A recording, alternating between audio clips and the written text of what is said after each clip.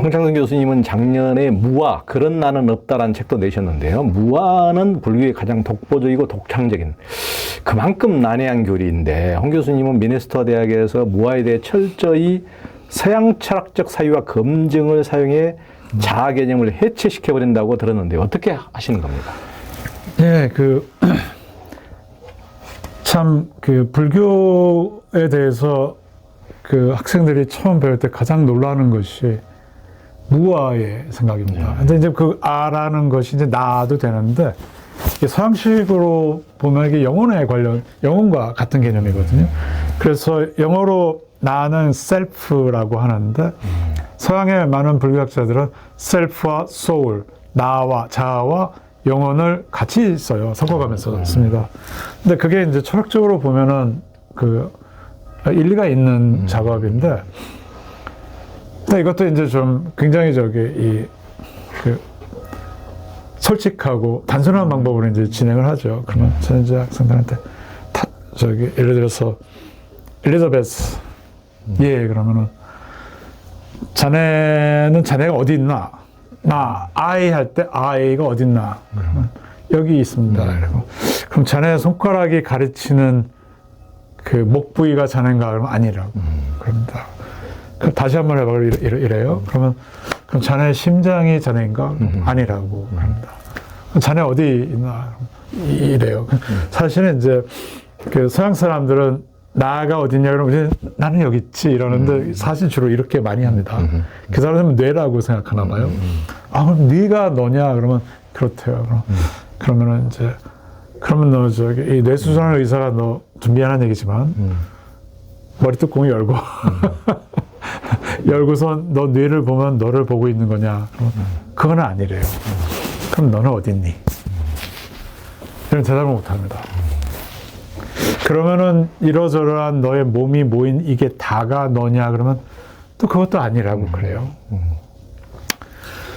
그리고 이 내 몸이 나를 구성한다고 얘기할 수 없는 게, 요즘 뭐 장기 이식도 있고 뭐 팔다리 잃은 사람도 있고 막 이런데, 그럼에도 불구하고 나라는 개념이 변하지 않는 거 보면은 나를 구성하게 되는 특정한 신체적인 특성이 나는 또 아닌 것 같거든요. 그럼 그렇다면 그래, 나의 신체가 나를 구성하지 않는 건 분명한 것 같아. 그러면은 너가 갖고 있는 마음은 어떤 것 같냐? 마음이 있니? 그러면 마음 있죠. 다들 그러죠. 보여줘. 그러면 마음을 어떻게 보여줍니까? 난 보여줄 수 없는데 어떻게 있다고 얘기할 수 있어? 그러면 네 마음이 네 몸 있는 데 있다고 어떻게 믿어? 네 마음은 옆에 있는 저 낸시에 있을 수도 있지. 엘리자베스 옆에 있는 낸시 머릿속에 네 마음이 있을 수도 있는 거 아니야? 어차피 네 머리를 봐도 알 수 없으니까. 그래서 마음이 어디 있어? 그러면 아무도 대답을 못 해요. 그 마음은 뭐 그게 아니라 뭐 뇌세포에서 일어나는 신경의 전기 자극과 뭐 화학 반응입니다. 이렇게 이제 얘기하는 녀석들도 가끔 있습니다, 요즘은. 그러면 이제 그러면 뇌신경 생리학자가 그거를 관찰하면 너 마음을 다 보고 있는 거냐?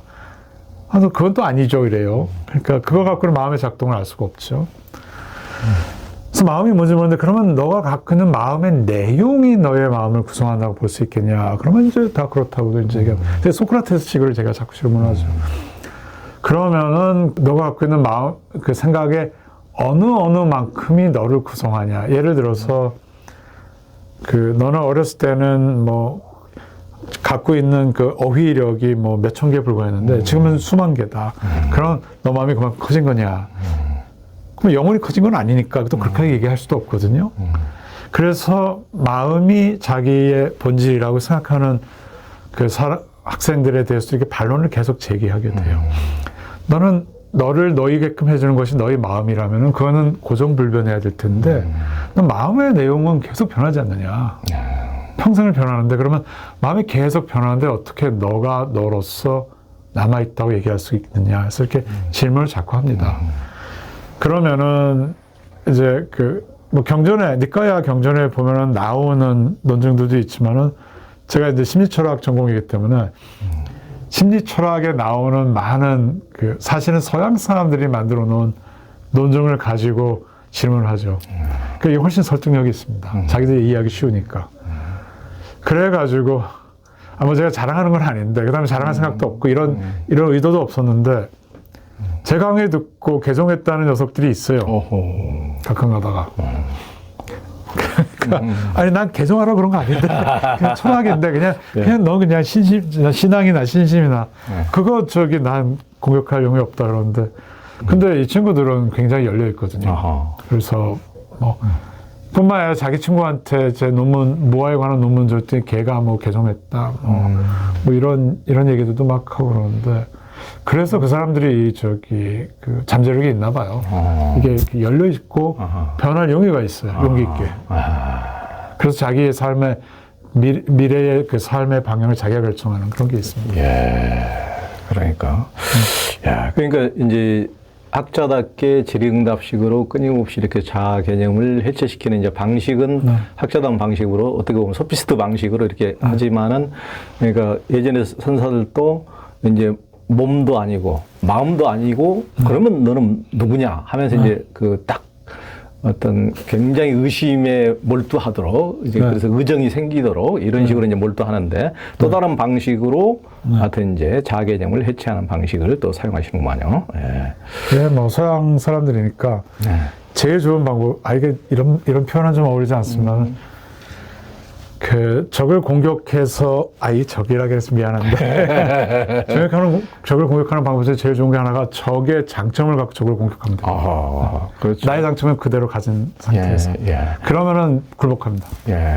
그러니까 서양은 이제 자아를 건강하게 해야 된다는 그 자아관념이 너무 분명하지 않습니까? 굉장히 분명합니다. 그러니까 자아를 해체해버리면 전부터 굉장히 거부 반응이 또 있을 수도 있는데 거부 반응이 많죠. 굉장히 많습니다. 그럼에도 불구하고 마음 한구석에는 언제나 의심이 생기거든요. 근데 그게 중요하죠. 그래서 의심이 생기면은 자꾸 관조하게 되고 비판적으로 생각하게 되고 또 그게 인연이 되어서 무아에 관한 그 신념을 가지게 될 수도 있고요. 근데 지금 말씀하신 대로 그 어려서부터 바이블 벨트니까 어려서부터 교회 다니고 평생 영원 자아의 의 중요성을 강조받아본 학생이 포기하기란 정말 어렵죠. 그러니까요. 어쩌다가 쉽게 하는 사람이 있지만 그렇습니다. 그렇습니다. 그러네요.